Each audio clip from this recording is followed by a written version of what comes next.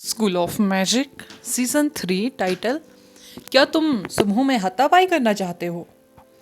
Aeroplane के captain ने पहले तो दरवाज़ा नहीं खोलना चाहा, लेकिन जब उसने एरोप्लेन के पीछे वाली गली में विशालकाय काले और लाल रंग के डीमंस को देखा तो उसे पता चल गया कि वे सेना का वेट नहीं कर सकते।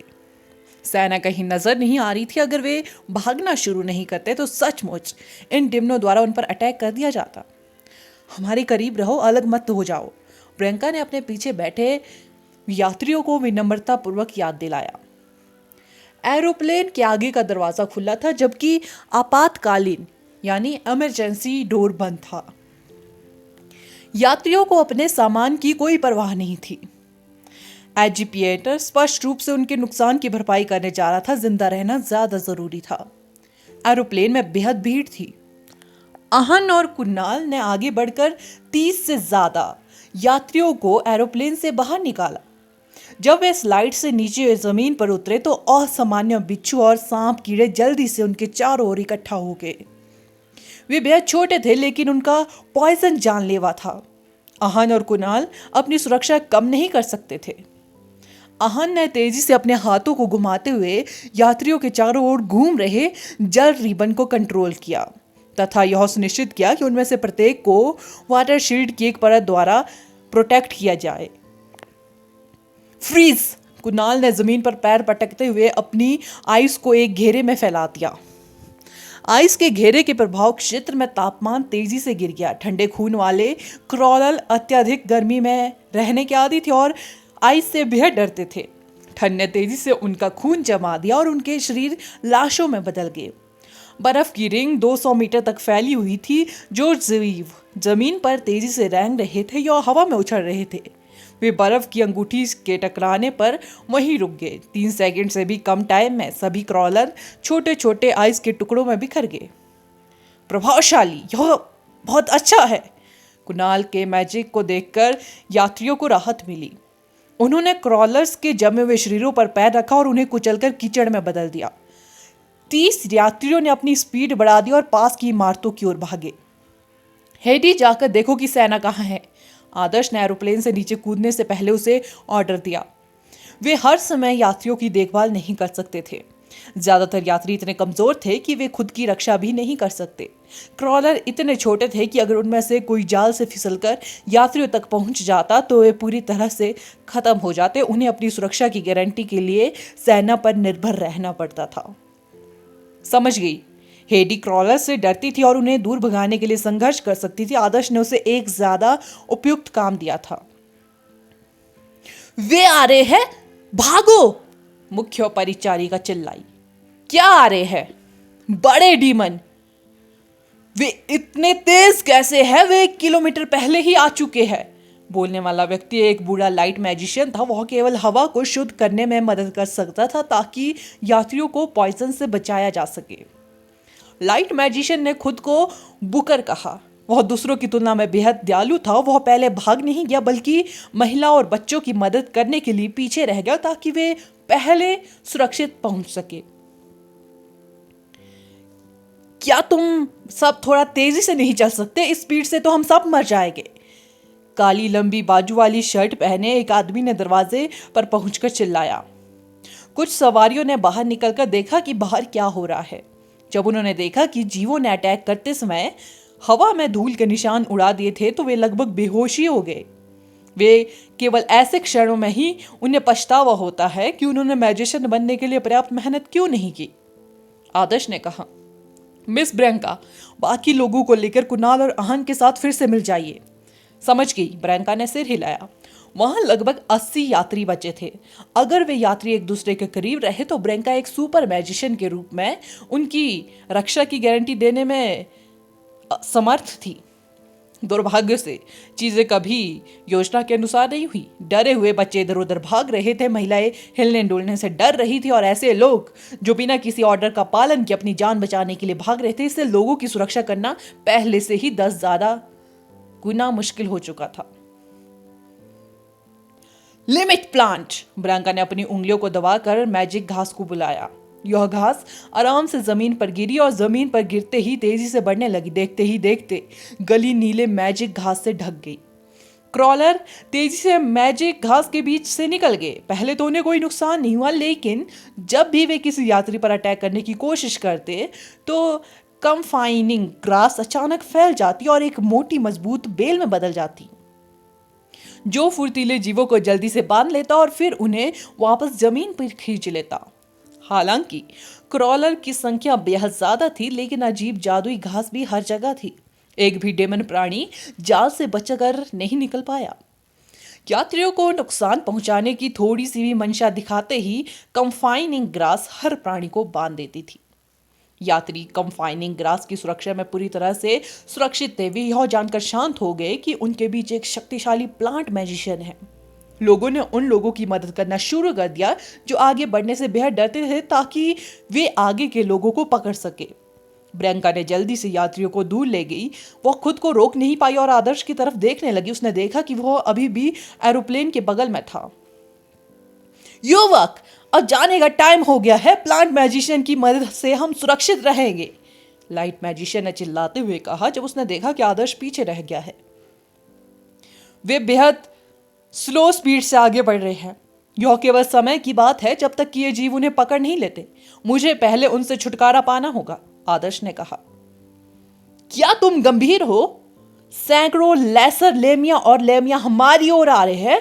बुकर ने रुक गया। वह वास्तव में आदर्श की मदद करने के लिए पीछे मुड़ रहा था।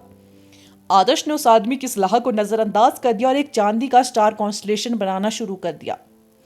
चांदनी जैसी सफेद चमक ने एक अलग विमान से जुड़े आयामी द्वार का निर्माण किया। विशाल द्वार धीरे धीरे खुला और एक बर्फीला क्रूर भेड़िया द्वार से बाहर निकल गया। इसका बर्फीला ऑरा ने आसपास के कमजोर क्रॉलर्स को लगभग तुरंत ही जमा दिया। एरोप्लेन जितने लंबे और विशाल का सफेद भेड़िए फ्लाइंग क्रेग स्नोवोल्फ के पीछे सबनिंग गेट से बाहर चीखते हुए भागे। उनकी आंखें लाल थी, उनके लार टपकाते नुकीले दांत उनके खतरनाक मुस्कान से दिख रहे थे। मैं समूह में हत्थापाई करने वाले उस बदमाश से क्यों डरूंगा? आदर्श भेड़ियों के बीच खड़ा था, जो उसके चारों ओर ऐसा इकट्ठे हुए थे जैसे वह उनका नेता हो। अटैक करो! आदर्श के आगे इशारा करते ही भूखे भेड़ियों ने अपनी लगाम ढीली कर दी। उनके विशाल पंजे गली पर जोर से पटकने लगे, क्योंकि वे लैमिया और उनके बच्चों पर सबसे पहले झपटने की कोशिश कर रहे थे। लेसर लैमिया सर्वेंट लेवल और योद्धा लेवल के बीच के थे, जबकि लैमिया योद्धा लेवल और कमांडर लेवल के बीच के थे। आदर्श ने एक नज़र में अनुमान लगाया कि लगभग 300 लेसर लैमिया थे। वे सभी सहज रूप से इंसानों की गंध का पीछा कर रहे थे। वहां लगभग 20 सच्चे लामिया थे। वे डिमन प्राणियों के बीच 100 औसत के अधिक आकार के वाहन की तरह दिखाई दिए, लेकिन वे अभी भी सफेद भेड़ियों की तुलना में काफी छोटे थे। भेड़िए टैंकों की तरह थे। जब वे उस पर दौड़ते थे तो जमीन कांपती थी। उनकी मांसपेशियां चट्टानों की तरह मजबूत थी और उनकी चमकदार खाल उनके शक्तिशाली शरीर को छिपा नहीं पाती थी। आदर्श ने करीब 40 भेड़ियों को समन किया था, जो मांसल सफेद टैंकों की तरह पंक्तिबद्ध थे। समतल गली उनके आगे बढ़ने के लिए एकदम सही इलाका थी। उमड़ता हुआ सफेद ज्वार लैमिया और उनके स्पॉन के बादल भरे कोहरे से टकराए। खून और मांस उड़ गया। तराजू जमीन पर बिखर गए, जबकि अनगिनत लेसर लैमिया कीमा में बदल गए। सफेद भेड़िए लेसर लैमिया से कहीं ज्यादा ताकतवर थे। यहां तक कि मजबूत लैमिया भी उनसे जूझते रहे। भेड़ियों के झुंड ने फ्लाइंग क्रीक स्नोवोल्फ की अगुवाई में उन सभी को कुचल दिया। लैमिया की 2 नस्लें, जो शुरू में कुछ स्वादिष्ट मानव मांस का आनंद लेने के बारे में सोच रही थी, पीड़ा में चीख उठी और अपनी जान बचाने के लिए अपनी दुम को अपने पैरों के बीच खींचते हुए भाग गई। फ्लाइंग क्रीक स्नोवोल्फ को दुश्मन को मारने में इतना मजा आया था। यह काफी समय हो चुका था उसे इतना मजा लेते हुए। वह दुश्मन की कतारों में आगे बढ़ता रहा। आदर्श अब यह नहीं देख पा रहा था कि उसने जो सफेद मांसल टैंक बुलाए थे वे कहां चले गए। बूढ़ा लाइट मैजिशियन शॉक रह गया। उसने एक लंबे विराम के बाद कहा, युवक, क्या ये तुम्हारे समन बीस्ट है? आदर्श ने स्वीकार किया। हाँ, उन्हें मांस खाए हुए काफी समय हो चुका है। लाइट मैजिशियन बुकर के चेहरे पर अजीब सा भाव था। वह युवक की सुरक्षा को लेकर बेहद चिंतित था, फिर भी आदर्श इन सभी लामिया को अपने समनविष्टों को खिला रहा था। फ्लाइंग क्रेग स्नोवुल्फ अचानक धुंध के अंदर से चिल्लाया। आदर्श सोच रहा था कि क्या हुआ था जब उसने फ्लाइंग क्रेग स्नोवुल्फ को उसके पास वापस भागते हुए देखा। अन्य सफेद भेड़िए भी बेहद स्पीड से उसकी ओर दौड़ रहे थे, मानो उनका सामना किसी अत्यंत भयानक चीज से हो गया हो। सफेद भेड़िए नश्वर क्षेत्र में सिर्फ एक निश्चित अवधि तक ही टिक सकते थे। आदर्श ने समनिंग गेट को ऊपर लाया और सफेद भेड़ियों के झुंड को समन बीस्ट प्लेन में वापस भेज दिया। जल्दी करो, भागने का समय है, आदर्श ने बुकर से जल्दी से कहा। अब उसके अपने समन बीस्ट को खिलाने का मूड नहीं था। क्या हो रहा है? बुकर पूरी तरह से उलझन में था। यह युवक अविश्वसनीय रूप से मजबूत था। वो अचानक कितना डरा हुआ क्यों लग रहा था? कुछ पागलपन से भरे शक्तिशाली डीमन आ रहे हैं। आदर्श ने बुकर को फ्लाइंग क्रेग स्नोवुल्फ पर खींच लिया और सीधे ब्रैंका की ओर बढ़ गया। ब्रैंका उनकी असली उम्मीद थी, जिस पर आदर्श को पूरा भरोसा था। Law of magic next episode title बिच्छू रानी। आदर्श ने रुककर अति उत्साह से लड़ाई नहीं की। वह इस समय लड़ाई के बीच में था। अगर वह लड़ाई में भाग नहीं लेता तो ठीक था, लेकिन एक बार जब वह बेहद से कमजोर लोगों को मारकर सीमा पार कर जाता तो कुछ मजबूत डीमन जीव अंततः उसे बाहर निकालने के लिए आ जाते। आदर्श ने जल्दी ही उस समूह को पकड़ लिया जिसका नेतृत्व ब्रैंका कर रही थी। जब वे हवाई अड्डे के पश्चिम में इमारत तक पहुंचे तो सेना आखिरकार दिखाई दी। हमारे पीछे जो शक्तिशाली प्राणी है उसका क्या? बुकर ने चिंतित होकर पूछा। उनके पीछे एक गहरा कोहरा बन रहा था। वे अंधेरे में मुश्किल से कुछ देख पा रहे थे। हालांकि बुकर को पहले से ही एक मजबूत उपस्थिति का एहसास हो रहा था, जो एक काले तूफान की तरह उन पर हावी हो रही थी, जिससे उसकी रीढ़ में ठंडक पहुंच रही थी और वह डर से कांप रहा था। यह बताने के लिए वर्ड्स की जरूरत नहीं थी कि यह डीमन कितने ताकतवर थे। यहाँ तक कि फ्लाइंग क्रेग स्नोवुल्फ जैसा महान कमांडर लेवल का बीस्ट भी अपनी जान बचाने के लिए भाग रहा था। यह शासक लेवल का प्राणी नहीं होना चाहिए, अन्यथा मेरे भेड़िए किसी भी तरह से जीवित नहीं बच पाते। यदि यह शासक लेवल का प्राणी नहीं है तो यह कुछ भी लापरवाही करने की हिम्मत नहीं करेगा, आदर्श ने कहा। एडवांसिंग पीरियड में कमांडर लेवल का प्राणी भी उतना ही भयानक था। लिटिल फ्लेमबेले की ताकत कमांडर लेवल के टॉप पर एक एडवांस्ड कमांडर लेवल के प्राणी के बराबर थी।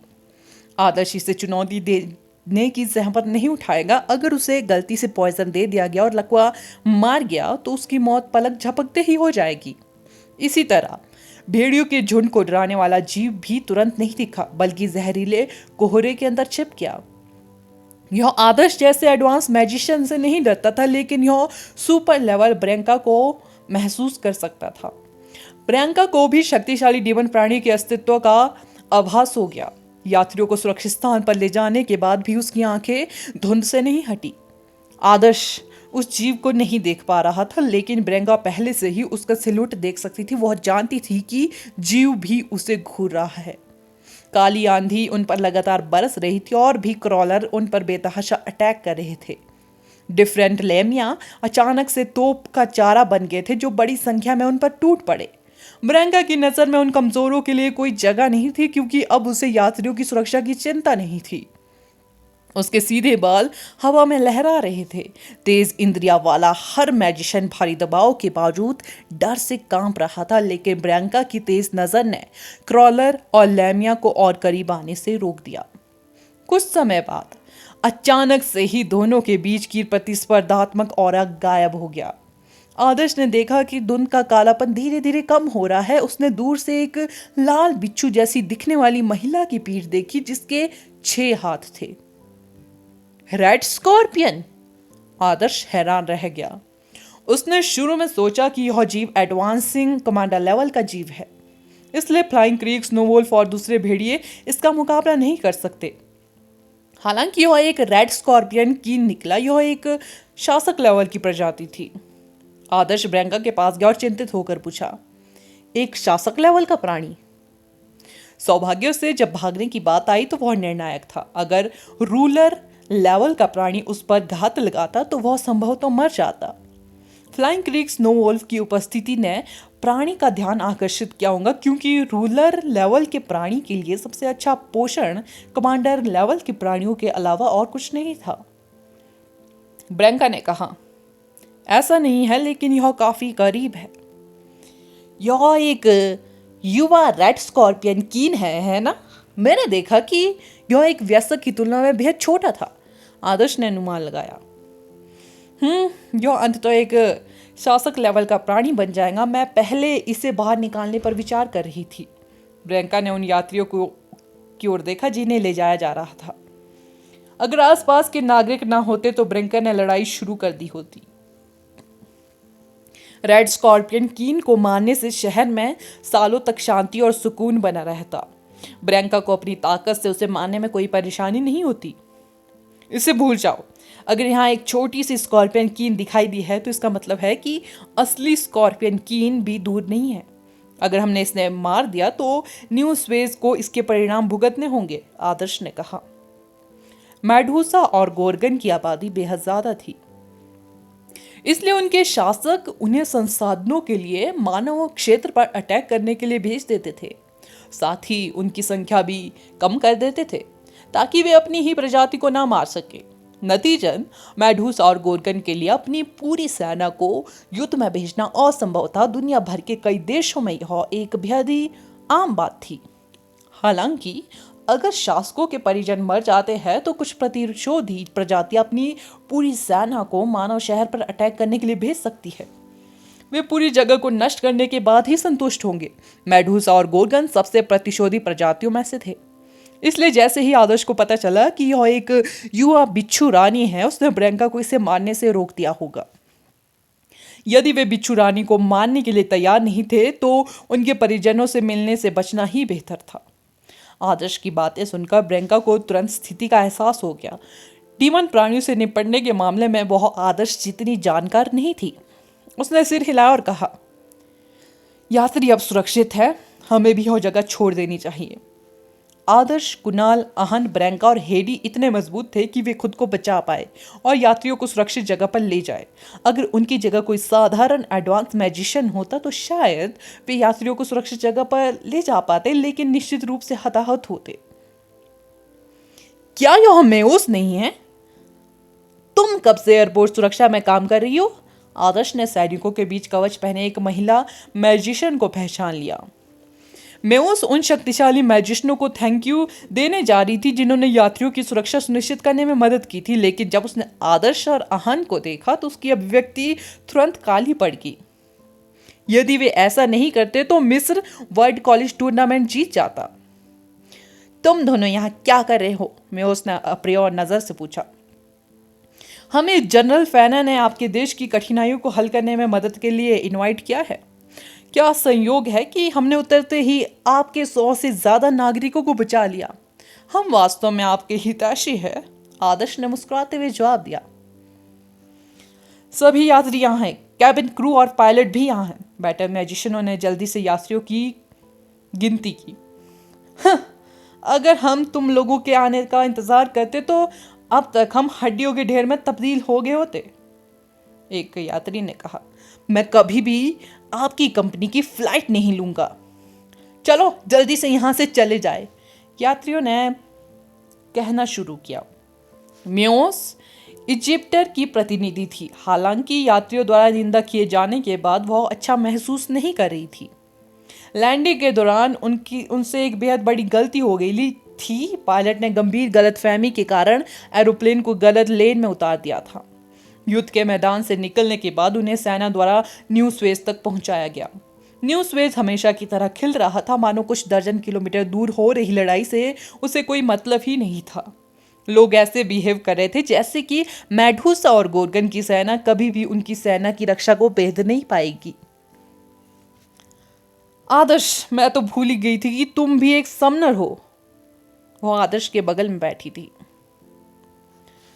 मुझे लगता है कि मैं एक खास तरह का समनर हूँ, आदर्श मुस्कुराया। लिटिल फ्लेम बेले के पास उसे वश में करने की क्षमता थी। ज्यादातर समय आदर्श लिटिल फ्लेम बेले की हेल्प से एक उग्र डीमन में बदल जाता था और अपने अन्य समन स्पिलों के बारे में पूरी तरह से भूल जाता था।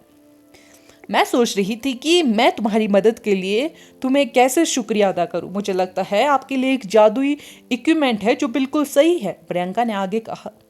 अगला एपिसोड जानने के लिए बने रहे मेरे इस चैनल के साथ। Thank you.